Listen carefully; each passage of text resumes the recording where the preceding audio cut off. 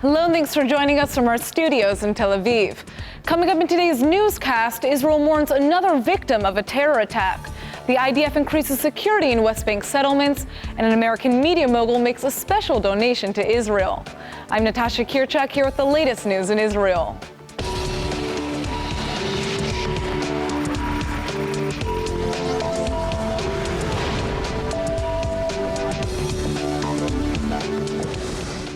A 23-year-old Israeli woman has died of wounds she sustained yesterday during a terror attack in the West Bank.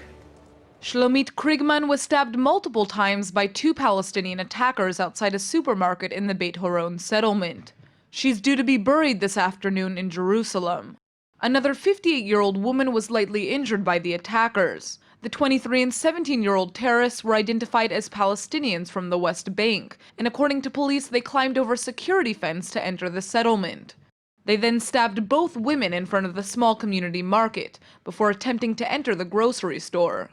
A man managed to push them away by blocking them with a shopping cart. Both attackers were eventually shot dead by a security guard while trying to flee. During a sweep of the area, police found pipe bombs that the two terrorists had created to attack the settlement. Beit Horon is home to about 300 families and is located alongside a major highway to Jerusalem. Prime Minister Netanyahu has ordered the army to create a plan to increase settlement security following last night's attack in the West Bank. The attack in Beit Horon is the third to take place inside an Israeli settlement in the last week. Even before Netanyahu's remarks, the army has already implemented a series of security measures, including freezing work permits for the families of the attackers. The IDF has also set up roadblocks around the town of Beit Uratata, which was home to one of the terrorists. Meanwhile, the Defense Ministry has reportedly approved the construction of over 150 new homes in West Bank settlements. According to Haaretz newspaper, the new construction sites will be located in several settlements outside Hebron and Nablus. There's been no official confirmation of the newspaper report so far. Democratic presidential candidate Hillary Clinton has taken her friendship with Israel onto the campaign trail, just days ahead of the Iowa caucus. Clinton spoke to Jewish leaders in Des Moines and said that America needs a strong and secure Israel. Clinton also called on Palestinian leaders to condemn violence. The former Secretary of State says a partnership between Washington and Jerusalem must be strengthened amid the surge in global extremist terrorism. More than policy, it's personal. I've had the great experience of visiting Israel many times, of making friends with so many of the leaders and activists who have built Israel and who have continued to fight and defend it. And I have been in the middle of the raucous debate that Israeli democracy represents. And it is, for me, a very deep connection. We are two nations woven together, lands built by immigrants and exiles. Yet even with all of our history and our common interests and our shared values, we cannot ever take this relationship for granted. If you will stand up for me at the caucus next Monday, I promise to stand up for you every single day as president, to listen to you, to fight for you, and with your help, to deliver the kind of results our country and world deserve. At the same time, Clinton has pointed out that Palestinian security forces are cooperating with Israel, and she refrained from casting blame on Palestinian President Mahmoud Abbas. Her comments come just days after Republican frontrunner Donald Trump committed to moving the American embassy in Tel Aviv to Jerusalem. Republican candidates Ted Cruz and Marco Rubio are also both on record as supporting the move. The Jerusalem Embassy Act passed in 1995 with overwhelming governmental support, but it's been ignored by every president since then due to national security concerns. International Holocaust Remembrance Day is tomorrow, and German Chancellor Angela Merkel has opened up a special exhibition in Berlin, which features artwork by victims and survivors. The Art from the Holocaust show brings together 100 pieces of artwork produced in concentration camps and ghettos. Until now, the art has been kept at the Yad Vashem Holocaust Memorial in Jerusalem. But starting today, the art will be on public display in Germany for the first time ever. It was very difficult to take it out from Jerusalem to any place in the world. But we thought that if we should start to present this kind of an exhibition, Berlin is a right place because it started in Berlin, and this was the center, and still the ideology is hovering somewhere, and the German society and state has a deep commitment and responsibility for the future. So we thought that this kind of a message of human values should be presented first in Berlin. At the end of the day, after you are going along this kind of an exhibition, you understand that the human spirit prevails at the end of the day. And this is a unique message that this kind of an exhibition brings with it. Merkel met with the last surviving artist whose work is on display in the show. Nelly Toll was just 6 years old when she went into hiding to escape from the Nazis. Toll says art has helped her cope with her trauma, and she hopes that the exhibition will help people understand the horrors of the Holocaust. It's a wonderful experience for the future generation to learn from it. And my art probably was in a way like an art therapy. It saved me from any atrocities, and that kept me very occupied because we were sitting in that room and you couldn't go outside. And this kept me busy. And I call them my watercolor friends. Diese Ausstellungseröffnung im Vorfeld des Gedenktages für die Opfer des Nationalsozialismus unterstreicht, dass wir eine gute Zukunft nur im Bewusstsein dieser immerwährenden Verantwortung gestalten können. Die hier gezeigten Bilder mahnen uns, jedes Bild auf seine eigene Art und Weise. Das, was geschehen ist, für immer im Gedächtnis zu behalten, das Andenken an die Opfer zu bewahren und uns mit ganzer Kraft für das Nie wieder einzusetzen. In the last year, we've seen lots of Israeli celebrities break into Hollywood with leading roles. Gal Gadot is the new Wonder Woman, Natalie Portman is successful as ever, and Ayelet Zorer continues to star in major action films. So where is all of the success coming from? Judy Srebro is a speech coach for Israeli celebrities, and she joins us with more. Thanks for coming in. Thanks for having me, Natasha. So we're used to Israeli actors playing in these stereotypical roles as Arabs, but this seems to be changing. Where's this shift coming from? Well, I think that the world is realizing that Israel goes far beyond just conflict and two nations fighting each other, even though we hear about that a lot. And I think the world is realizing that there's so much more out there. And people are working hard, and our artists are getting noticed. So why are we witnessing so much success lately on behalf of Israeli actors? I think some of it is timing and luck, while another part of it is obviously talent, and people are willing to work hard. You know, for an actor, most actors have to work really hard to break out and succeed, even at home in Israel where they live, let alone, you know, overseas as well. It's just a combination of everything, the stars aligning. And you also mentioned to me before that Hollywood actually comes to the Israeli market to seek actors.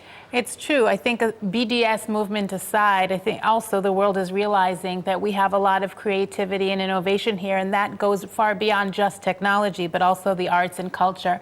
I know that I've worked with many actors on auditions for franchises such as Fast and Furious and James Bond films and World War Z with Brad Pitt. So this is actually a little known secret. This has been going on for years, that Israeli actors have been auditioning and getting gigs through casting directors.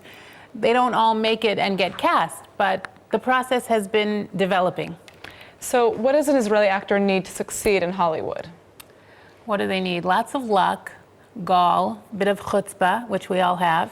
And again, I think it's timing and talent for sure, but also willingness to work hard and versatility when it comes to having a couple other languages under their belt, namely English, and I help with that, as well as the versatility to work on and acquire other accents and dialects and have that variety. So on that note, what type of work do you do with these celebrities?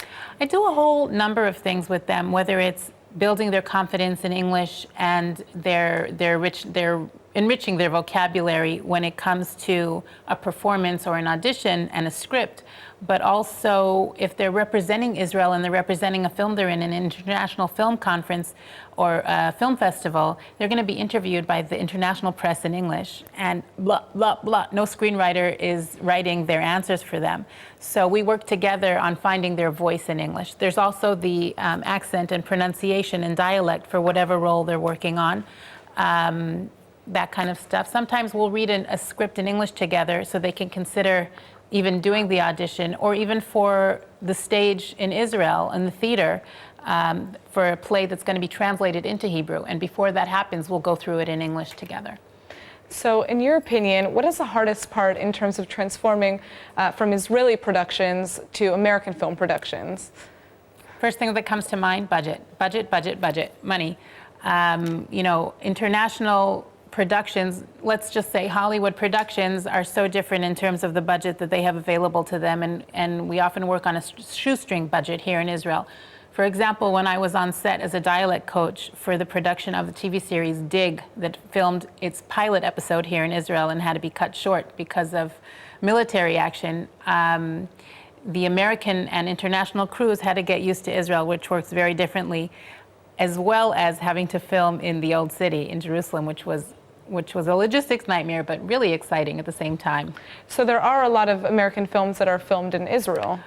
I don't know if I'd say a lot at this point. I think we want to see a lot more of them, and we're trying to get them here. There are some liabilities and challenges about filming in Israel, but it's definitely a wonderful place with a variety of climates, all within a very small area, geographical area, and it's wonderful, and we want to see more.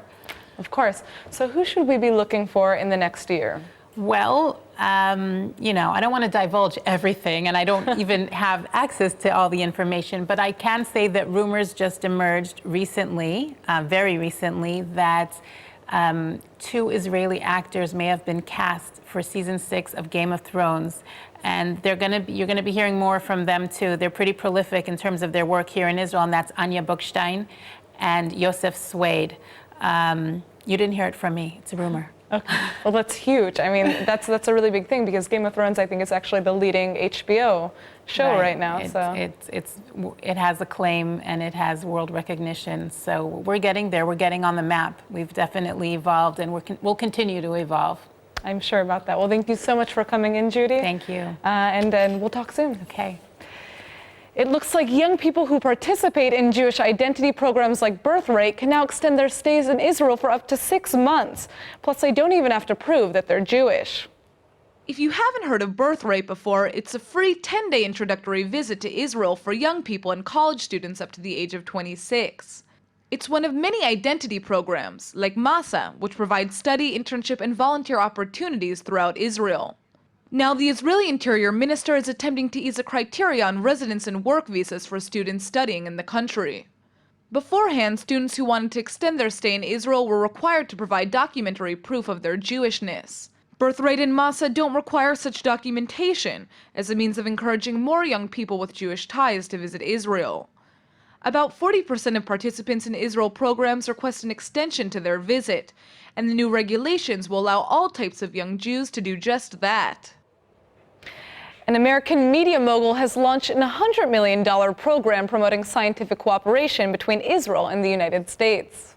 Mortimer Zuckerman is the owner and publisher of the New York Daily News and the U.S. News and World Report magazine, and the philanthropic billionaire is dedicated to Jewish institutions. His new fund will bring American researchers to Israeli universities to foster cutting-edge research. The STEM Leadership Program will launch this academic year and promises to provide scholarships and educational activities for participating scholars and universities. It aims to bring leading researchers to Hebrew University, Tel Aviv University, the Technion, and the Weizmann Institute over the course of the next 20 years.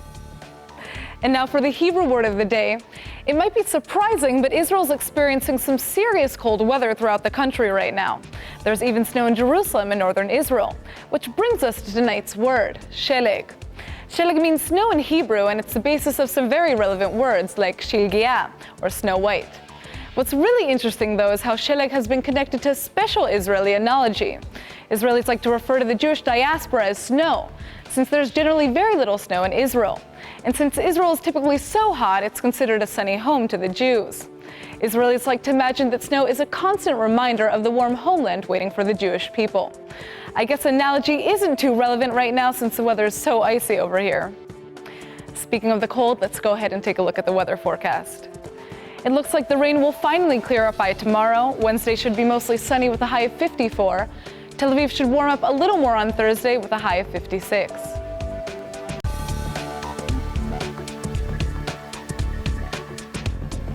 All right, everybody, that's it for today's news. Today's exchange rate is 3.97 shekels to the American dollar. Remember to sign up for our daily newsletter at ILTV.tv, and don't forget to check out our evening update every night at 5 p.m. Eastern Time. Thanks for watching, and we'll see you tonight.